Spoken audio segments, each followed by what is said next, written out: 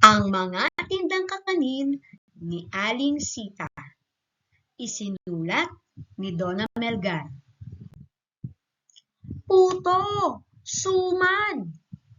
Sigaw na maririnig kay Aling Sita tuwing umaga sa daan.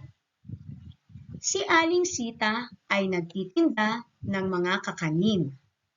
Suman at puto ang paboritong bilhin ng kaniyang mga suki. Katulong ni Aling Sita ang anak niyang si Lisa sa paghahanda ng mga sangkap sa pagluluto ng mga kakanin. Isang umaga, masama ang pakiramdam ni Aling Sita. Hindi niya kayang magtinda ng mga kakanin. Mabilis na sinabi ni Lisa sa nanay na siya na lang muna ang magtitinda.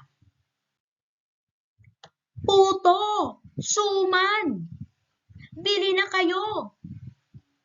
Ang malakas na sigaw ni Lisa. Maraming bumili kay Lisa.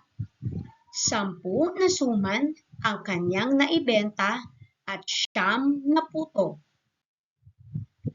Sa kanyang pag-uwi, tinanong niya ang nanay kung maayos na ang pakiramdam nito. Agad na sumagot ang nanay.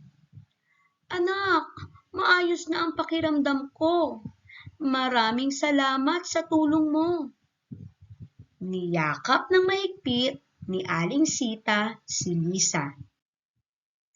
Kinabukasan, maagang gumising si Aling Sita upang magtinda muli ng mga kakanin.